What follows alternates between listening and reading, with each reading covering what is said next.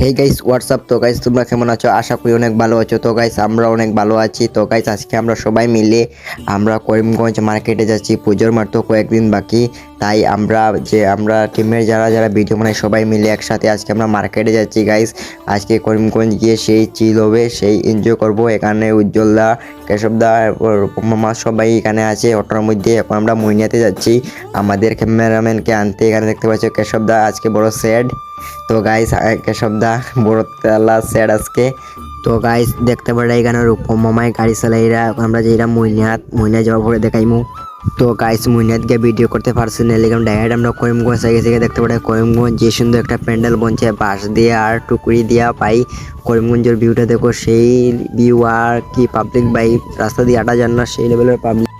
তো গাইস তারপরে একটা আমরা মলের মধ্যে ঢুকে শপিং করবো। ফাইনালি এখন মলের মধ্যে গেছি, এটা আমরা দেখলাম শার্ট টি শার্ট অনেকগুলো।